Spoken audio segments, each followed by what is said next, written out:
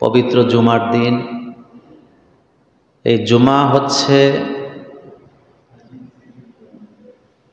মুসলিম মিল্লাতের জন্য একটি স্পেশাল দিন, যেই দিনটিতে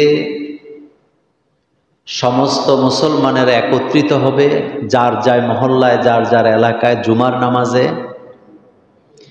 এটি তাদের জন্য ঈদের মতো আনন্দ হবে। তারা সেখানে খুতবা শুনবেন, আলোচনা শুনবেন।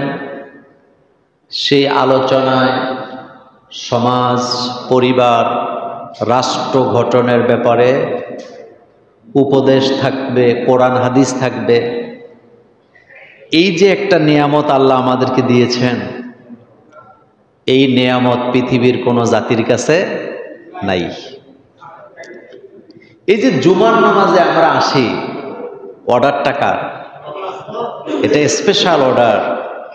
জুমার দিন আমরা কিন্তু জুমার নামাজের জন্য অপেক্ষায় থাকি, কবে জুমা আসবে। রাসূল যতদিন মক্কায় ছিলেন জুমার নামাজ ছিল না। হিজরত করে যখন মদিনায় গেলেন,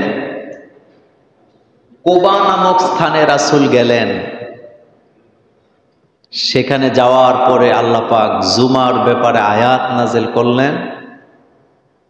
মসজিদুল কুবা থেকে সর্বপ্রথম জুমা আদায় করলেন মুহাম্মাদুর রাসূলুল্লাহ সাল্লাল্লাহু আলাইহি ওয়াসাল্লাম। এবং আরেকটা আশ্চর্যের ব্যাপার হলো, জুমার নামাজ কিন্তু কাবা শরীফ থেকে শুরু হয় নাই। জুমার নামাজ কিন্তু মসজিদে নববী থেকেও শুরু হয় না। শুরু হয়েছে কোত্থেকে? চিন্তা করছেন? যেই জায়গায় যেই হুকুমটা নাজেল করার দরকার, এটা নাজেল করছেন কে? আল্লাহ পাক। নামাজ রাসূল করিম সাল্লাল্লাহু আলাইহি ওয়াসাল্লামের মেরাজের আগেও ছিল, যেমন তাহাজ্জুদের নামাজ। সময়ে সময়ে নামাজ, নফল নামাজ পড়তেন রাসূল, কোরআন তেলাওয়াত করতেন। কিন্তু যখন মিরাজে গেলেন, আল্লাহ নামাজকে নির্দিষ্ট করে দিলেন। কয় বেলা? 5 বেলা। আপনি ফজর পড়বেন, সূর্য হেলে গেলে জোহর পড়বেন, সূর্য আরো হেলে গেলে, ছায়াটা ডবল হয়ে গেলে আপনি আসর পড়বেন, সূর্য অস্ত গেলে আপনি মাগরিব পড়বেন। অস্ত যাওয়ার পরে আকাশের লালিমা যদি কালো হয়ে যায়, রাত্র নেমে আসে, তখন আপনি এশার নামাজ পড়বেন। আবার যখন সুবে সাদেক হবে আপনি ফজর পড়বেন। এই যে একটা সিস্টেম, সুবহানাল্লাহ, এটা রাসূল সাল্লাল্লাহু আলাইহি ওয়াসাল্লামের মেরাজের পরে আল্লাহ দিয়েছে। মদিনাতে যাওয়ার পরে রাসূলুল্লাহ সাল্লাল্লাহু আলাইহি ওয়াসাল্লামের উপরে ইবাদতের ব্যাপারে অনেক আয়াত, আইন কানুনের ব্যাপারে নাযিল হয়েছে। কিন্তু মক্কায় ম্যাক্সিমাম আয়াত নাযিল হয়েছে আখিরাতের কথা, মৃত্যুর কথা, জীবনের কথা, মরণের কথা, কিয়ামতের কথা, কবরের আযাবের কথা, হাসরের আযাবের কথা, জাহান্নামের আযাবের কথা, জান্নাতের নিয়ামতের কথা। এই কথাগুলো আল্লাহ নাযিল করছেন মক্কায়। সুবহানাল্লাহ। কোথায়? মক্কায়। কিন্তু মদিনাতে যাওয়ার পরে একটু কমাই দেব। মদিনাতে যাওয়ার পরে কি হইল? যেহেতু মুসলমানেরা সংখ্যা বেড়ে গেছে, এখন আয়াত নাজেল হয়েছে চোরের হাত কাটো, নামাজ বাধ্যতামূলক, জিনা করলে বেত্রাঘাত করো, কেউ যদি কারো সম্পদ লুট করে মৃত্যুদণ্ড দেও। এই কথাগুলো নাজেল করলেন কে? আল্লাহ রাব্বুল আলামিন। এটা ইসলাম। ইসলামকে আপনি গতানুগতিক ধর্মের সাথে মিলাইলে আপনি বোকা, আপনি ইসলাম বুঝেন নাই। যেমন অন্য ধর্মের ভিতরে আপনি আইন কানুন পাবেন না, শুধু ধর্মীয় কথা। ধর্মীয় কথা মানে একটু মিষ্টি মিষ্টি কথা বলা, কারো ক্ষতি করো না, জীব হত্যা মহাপাপ, এরকমের কথাগুলো আসেনি।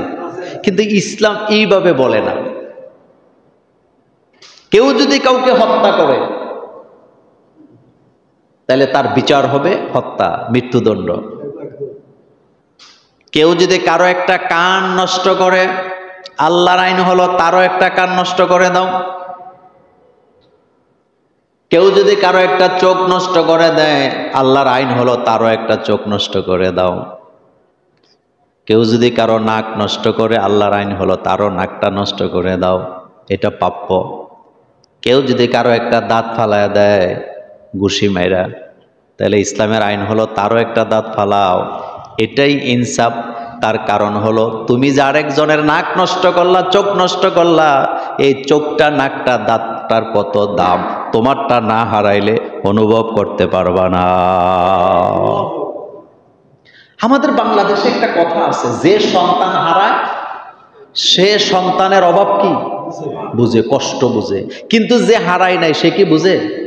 দেখেন, ছোটবেলা আমাদের গ্রামে আমার বন্ধু বান্ধবের মা মারা গেছে, বাপ মারা গেছে, তো যাই দেখতাম তারা এমন কান্না করতেছে, কিন্তু কোনো ফিলিংস আসতো না। মানে মনে মনে ভাবতাম বাপ মা হারাইয়া থাকে কেমনি, আবার এত কান্দে কেন?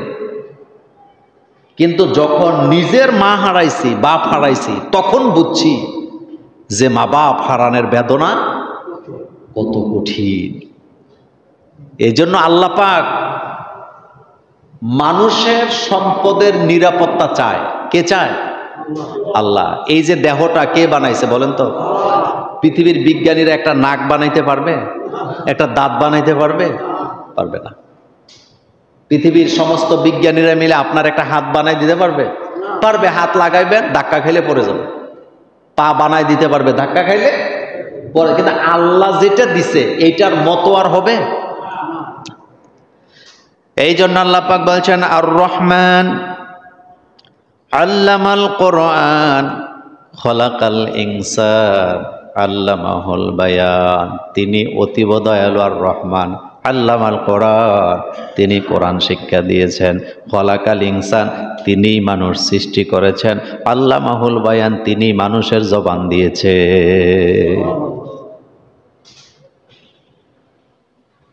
এই যে ইসলামের ব্যাপারে কথাটা বললাম, ইসলাম গতানুগতিক কোনো ধর্ম না, এটি হচ্ছে কমপ্লিট কোড অফ লাইফ। এখানে আপনি যা চাইবেন তা পাইবেন। আপনি যদি জিজ্ঞেস করেন, ও কোরআন, ও কোরআন তোমার বাড়ি কই? কোরআন বলবে আমার একটা বাড়ি আছে। বাড়িটা কোথায়? লাউহে মাহফুজ, বাল হুয়া কুরআনুম মাজিদ ফি লাউহিম মাহফুজ। কোরআনকে যদি প্রশ্ন করেন, কোরআন আমি ব্যবসা করব, তোমার কাছে জানতে চাই ব্যবসাটা আমি কিভাবে করব? কোরআন বলবে হাল্লালাল্লাহুল বাইআ ওয়া হাররামার রিবা। তোমার জন্য ব্যবসা পদ্ধতিটা এটা হালাল, কিন্তু সুদ খাওয়া যাবে না, এটা হারাম। কোরআনকে যদি প্রশ্ন করেন, কোরআন আমি আমার ছেলে মেয়ের মধ্যে আমার সম্পদ বন্টন করব, কোরআন বলবে এক ছেলে পাবে যদ্দুর, দুই মেয়ে পাবে তদ্দুর। এই কথাগুলো কোরআনে আছে না নাই? কোরআনকে যদি প্রশ্ন করেন, কোরআন আমার সমাজে একজন আরেকজনকে হত্যা করছে, বিচারটা কেমন হবে? কোরআন বলবে তাকেও হত্যা করো সেভাবে, সে আরেকজনকে হত্যা করছে, তবে তার পরিবার যদি তাকে ক্ষমা করে দেয় সেটা স্বতন্ত্র কথা। আল্লাহু আকবার বলবেন না? বাংলাদেশে বিচারপতি আছিল, এখনো আছে। কিয়ামতের ময়দানে যারা দুনিয়াতে ন্যায় বিচার করত, আদল ইনসাফ যারা কায়েম করেছিল, বিনা হিসাবে আল্লাহ তাদেরকে জান্নাত দিয়ে দিবে। সুবহানাল্লাহ বলেন। দুনিয়াতে যারা বিচারক, বিচারপতি, তারা যদি দুনিয়াতে ন্যায় বিচার করে, আরশে আজিমের ছায়ার নিচে আল্লাহ তাদেরকে বসতে দিবে, বিনা হিসাবে আল্লাহ তাদেরকে জান্নাত দিবে। কিন্তু কোন জজ, কোন বিচারপতি যদি উপরের হুকুমে, উপরের কথা মতো যদি রায় দেয়, বিনা অপরাধীকে যদি অপরাধী বানায়, যে দর্শন করে নাই তারা যদি দর্শনকারী বানায়, যে মানবতা বিরোধী অপরাধ করে নাই তারা যদি মানবতা বিরোধী অপরাধী বানায়, যে মানুষ হত্যা করে নাই তারা যদি খুনি বানায়, ওই বিচারপতিরা, ওই জজেরা বিনা হিসাবে জাহান্নামে যাবে। এ কথা কার? বিচারকদেরকে বলা হয় জিল্লুল্লাহ, আল্লাহর ছায়া। সুবহানাল্লাহ বলবেন না? কার ছায়া? তার মানে ন্যায় বিচার, এই গুণাবলী কার? আল্লাহ। আর যারা ন্যায় বিচার করবে তাদেরকে ভালোবাসেন কে? এই জন্য সমাজে যারা বিচার আচার করেন সাবধানে করতে হবে। আপনার কারণে যেন কারো ক্ষতি হয়ে না যায়। আপনার কারণে, আপনার দূরদর্শিতার কারণে, আপনার গাফলতির কারণে যদি বিনা অপরাধে কেউ শাস্তি পায়, আপনি বিনা হিসাবে জাহান্নামে যাওয়া লাগবে। কত রকমের জজ আমরা অতীতে দেখছি না? দেখছি। বিশ্ববিখ্যাত আলেমরা অপরাধী বানাইছে, বিশ্ববিখ্যাত স্কলারকে কি বানাইছে? অপরাধী বানাইছে। এমন লোক যারা মন্ত্রী ছিল 2 টাকা দুর্নীতি করে নাই, বাইর করতে পারে নাই, স্বেচ্ছাচারিতা বাইর করতে পারে নাই, তাদের বিরুদ্ধেও কি দিছে? রায় দিছে। এরকম আসেনি? কয় না তারা অপরাধ করে না, তো কি হয়েছে? কয় তারা মানুষের সম্পদ লুট করে না, মন্ত্রী হইয়া তারা টাকা পয়সা কারোরটা খায় না, টাকা খাইয়া কারোর চাকরিও দেয় না, তো অপরাধটা কবের? 54 বছর আগের। ফাইজলামি করার জায়গা পাও না। এ ধরনের বিচারপতিদেরকে কিয়ামতে ধরবেন কে? আল্লাহ। সেম কন্ডিশন আপনি যদি সমাজে বিচার আচার করতে যান, আর আপনি যদি গাফলতির কারণে, অজ্ঞতার কারণে অথবা ইচ্ছে করে যদি কারো প্রতি জুলুম করেন, আল্লাহর আদালতে আপনাকে হিসাব দেওয়া লাগবে। আমি কোরআনের কথা বলছিলাম, তাহলে কোরআন আমাদেরকে সব নির্দেশনা দেয় নাকি দেয় না? কোরআনকে যদি আপনি প্রশ্ন করেন, কোরআন আমি কিভাবে পোশাক পরবো, কোরআন আপনাকে নির্দেশনা দিবে। কোরআনকে যদি প্রশ্ন করেন, কোরআন আমি বিয়ে করতে চাই কিভাবে করব, এই হুকুম কোরআনে আছে না নাই? কোরআনকে যদি প্রশ্ন করেন আমি আমার ছেলে বিয়ে করাবো, কোরআন আপনাকে নির্দেশনা দিবে কিভাবে ছেলেকে বিয়ে করাবেন। কোরআনকে যদি প্রশ্ন করেন, কোরআন আমি কিভাবে আমার মেয়েকে বিয়ে দিব, কোরআন নির্দেশনা আছে না নাই? কোরআনকে যদি প্রশ্ন করেন, কোরআন আমি আমার বাচ্চাকে শিক্ষিত বানাতে চাই, কিভাবে শিক্ষিত বানাবেন, এই কথা বোধহয় কোরআনে নাই। কোরআনকে যদি প্রশ্ন করেন, এবার আওয়াজটা জোরে দিবেন, কোরআনকে যদি প্রশ্ন করেন, কোরআন আমি আমার রাষ্ট্র চালাবো কিভাবে, তুমি আমারে জানায় দাও, একটা রাষ্ট্র কিভাবে পরিচালিত হবে, এই কথা, এই শিক্ষা, এই পদ্ধতি কোরআনে আছে না না? একজন জজ যদি জিজ্ঞেস করে কোরআনকে, কোরআন আমি কিভাবে বিচার করব, এ কথা কোরআনে আছে না? একজন উকিল যদি জিজ্ঞেস করে কোরআনকে যে আমি আইন নিয়ে কাজ করি, তুমি আমাকে আইন শিখাও, কোরআনের মধ্যে আইন আসেনি? তো নাই। কোনটা নাই? বলতে কোনো শব্দ নাই। এক কথা, সে নাই বলতে কোনো শব্দ নাই। তিবিয়ানান লিকুল্লি শাই, যা চাইবা, যা জানতে চাইবা সব আল্লাহর কোরআনে আছে। কোরআনকে যদি প্রশ্ন করেন, ও কোরআন সমুদ্রের ব্যাপারে আমাকে জানাও, সমুদ্র কিভাবে জয় করব, সমুদ্রের ভিতরে কি আমাদের জন্য কোনো সম্পদ আছে নাকি যদি জিজ্ঞেস করেন, কোরআনে জবাব আছে না না? কোরআনকে যদি প্রশ্ন করেন, কোরআন যেই জায়গায় 2টা নদী একসাথে মিলিত হয় মোহনা, সেই ব্যাপারে কি তোমার মধ্যে কথা আছে নাকি? বলেন আছে না নাই? মারাজাল বাহরাইনি পড়েন না সবাই, মারাজাল বাহরাইনি ইয়ালতাকিয়ানি বাইনাহুমা বারযাখুল লা ইয়াবগিয়ান ফাবিআইয়ি আলা'i রাব্বিকুমা তুকাযযিবান। আল্লাহু আকবার। এক কথায় বলে দিলাম, কোরআনে সব আছে, মানুষের যা দরকার সব আছে, সব আছে, কিচ্ছু বাদ নেই। আল্লাহ পাক বলছেন, হুয়াল্লাযী আরসালা রাসূলাহু বিল হুদা ওয়া দীনিল হক লিইয়ুযহিরাহু আলাদ-দীনি কুল্লি। ও নবী, হুয়াল্লাযী আরসালা রাসূলাহু বিল হুদা, আমি আমার রাসূলকে হেদায়েত সহকারে দুনিয়াতে পাঠিয়েছি। কেন পাঠালাম? দুনিয়াতে যত বিধান আছে সমস্ত বিধানের উপরে যেন আমার দিনকে বিজয় করে দিতে পারে। এতে করে কাফেরদের মনে যত জ্বালা যন্ত্রণা হোক না কেন, ইসলামকে দমায়া রাখা যাবে না। ইসলামকে দমায়া রাখা যাবে না কেন জানেন? এটা দমায়া রাখার জিনিস না, এটা মিটমিট করে জ্বলবে কিয়ামত পর্যন্ত। সুবহানাল্লাহ। জ্বলবে কিনা? ইটালি নাম শুনছেন?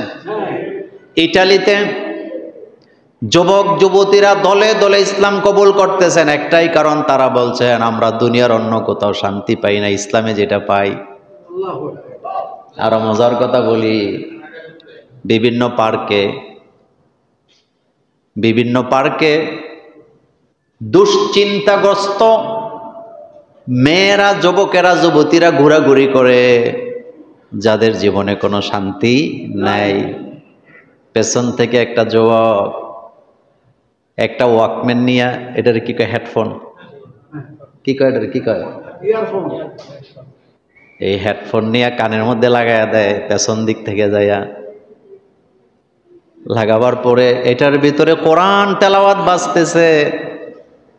যেই যুবক, যেই যুবতী ডিপ্রেশনে ভুগছে, মায়ের দেখা নাই, বাবার দেখা নাই, রাস্তায় রাস্তায় ঘুরে, কি কোরআনে কি মধু, কি কোরআনের সুর, পৃথিবীর কোনো কিছুতে আপনি এই সুর পাবেন না। যখন ওই ডিপ্রেশনে ভুগুন না, যুবক যুবতীদের কানের মধ্যে কোরআনের আওয়াজ দেওয়া হয়, তারা সেখানে পানির মতো ঠান্ডা হয়ে যায়।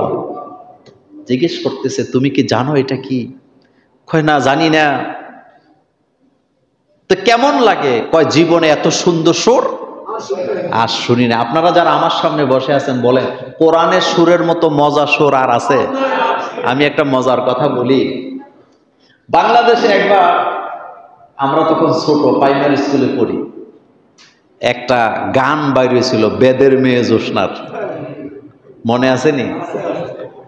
তো গানটা এমন অবস্থা হইল, নৌকার মাঝিও গায়, রিক্সাওয়ালাও গায়, মনে আছে না? সবার মুখে মুখে গান, বেদের মেয়ে জোসনা আমায় কথা দিছে, খেতা বালিশ লইয়া ফালায় গেছে। আচ্ছা, গেলে গেছে, শুনেন।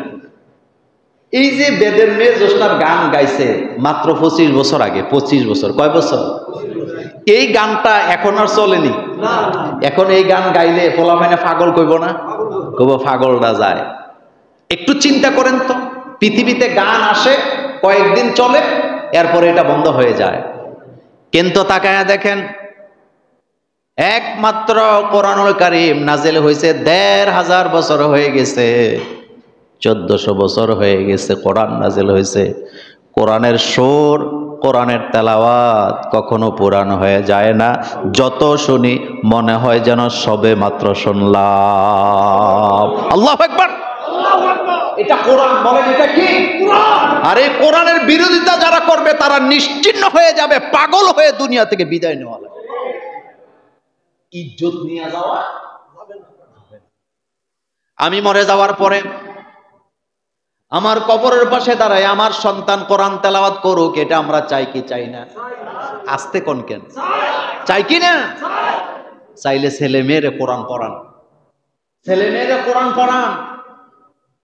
আপনি জীবিত থাকা অবস্থায় আপনি এটার ফল পাবেন না, হতে পারে, কিন্তু মৃত্যুর পরে আপনার সন্তান আপনার কবরের পাশে দাঁড়ায় অথবা মসজিদে বসে কোরআন তেলাওয়াত করবে, আর এই কোরআন তেলাওয়াতের কারণে আল্লাহ আপনাকে ক্ষমা করে দেবে। কি করবেন দুনিয়া দিয়ে? কয়দিন থাকবেন? কয়দিন? দুনিয়া থাকা না, এটা থাকার জায়গা না। এনে থাকতে আসিনি আমরা, আমরা মুসাফির। এই দুনিয়া কি মুসাফির খানা, আজ আছে কাল নাই। ইদা জা আজাল লা ইস্তাখিরুন। আল্লাহ পাক বলছেন, আমি একটা নির্দিষ্ট সময় পর্যন্ত তোমাকে দুনিয়াতে থাকার অবকাশ দিলাম, 1 সেকেন্ডও বেশি থাকতে পারবা না।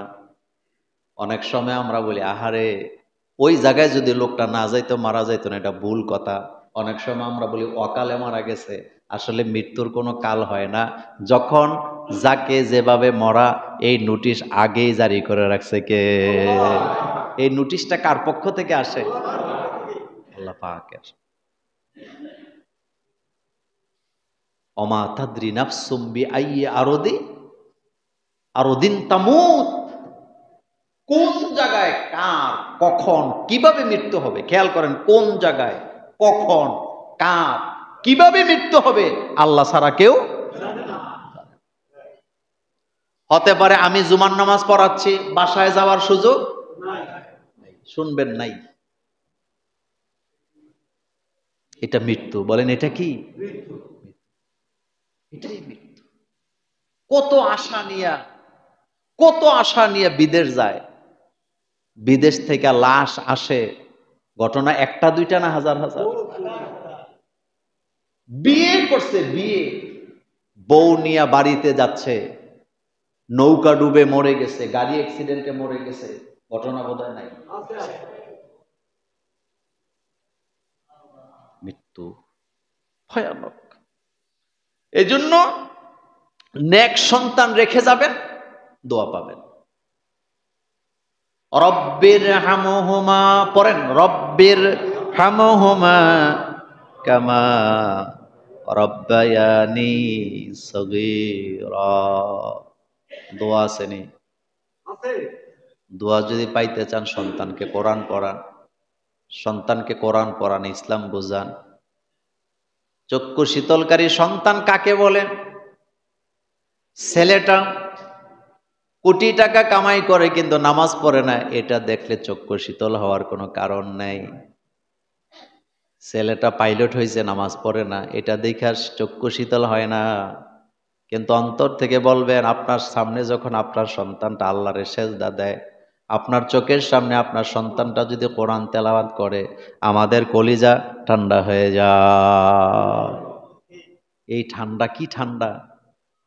আমাদের মুরাদনগরের সাইফুর রহমান হাফেজ, বিশ্ব বিখ্যাত হাফেজ, বিশ্ব বিখ্যাত হাফেজ, মারা গেল, বাপ জানাজায় আসছে, কোনো হাই হুতাশ নাই। দেখছেন না আপনার? বাপ বলতেছে আল্লাহ আমারে দিছে, আবার আল্লাহ আমার থেকে, আমার এখানে হাই হুতাশ করার কি আছে?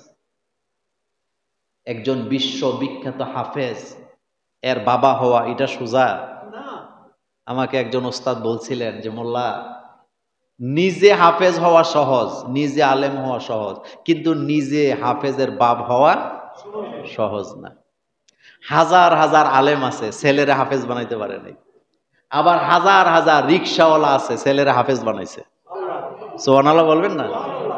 এটা কি তকদির? এটা কি? আমি কথাটা দায়িত্ব নিয়ে বললাম। হাজার হাজার আলেম পাবেন, ছেলেরা হাফেজ বানাইতে পারে না। চেষ্টা করছে, কপালে। আবার রিক্সা চালায়, মা মানুষের বাড়িতে কাজ করে, কিন্তু ছেলে কি? কে দিছে? আল্লাহ দিছেন। আল্লাহ দিছেন 30 পারা কোরআন। আপনি এমনি বললে ফেলেন আর কি, উমুকে হাফেজ। তা আপনি জানেন এটা হেফজ করতে তার কত কষ্ট হয়েছে? এক একটা পৃষ্ঠা সে কত সবার পড়ছে, কত সবার এক একটা আয়াত পড়েছে, এক একটা শব্দ সে কতবার পড়েছে। তো এই রকমের সন্তানের বাপ হওয়াই তো দরকার, মা হওয়া তো দরকার। আমার সন্তান 24 ঘন্টা কোরআন পড়বে, এটা আমার দরকার আছে না? আমি নাম বলবো না, এক পরিবার থেকে ছেলেরে মাদ্রাসায় দিবে, তো পরামর্শ করার জন্য ছেলেদেরকে ডাকছে। অন্য অন্য ছেলেরা সরকারি চাকরি করে, তো যারা সরকারি চাকরি করে তারা মাকে বলতেছে, মা অমুকরে মাদ্রাসায় দিবেন, ও তো টাকার জন্য আমরা কাছে এসে বসে থাকবে, বুদ্ধির জন্য আমাদের কাছে বসে থাকবে। তখন মা বলছিলেন, তোমরাই হের কাছে যেয়ে বসে থাকবা। ঠিকই, ঠিকই। বুদ্ধির জন্য, পরামর্শের জন্য, টাকার জন্য, সবকিছুর জন্য এখন ওই যেটারে কইছে হ্যাঁ বইয়ে থাকবো, এখন উল্টা হেরে ছাড়া তাদের চলে না।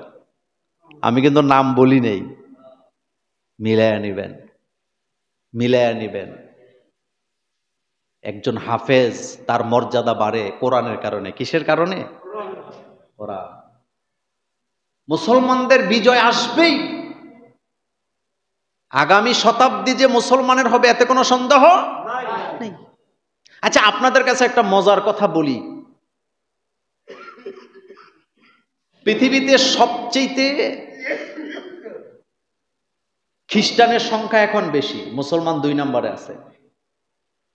কিন্তু আপনি কি কোনোদিন এটা চিন্তা করছেন যে এমন একটা সময় আসবে সমস্ত খ্রিস্টানেরা মুসলমান হবে, কিন্তু মুসলমানরা খ্রিস্টান হওয়ার দরকার নেই? এটা কখন শুনবেন?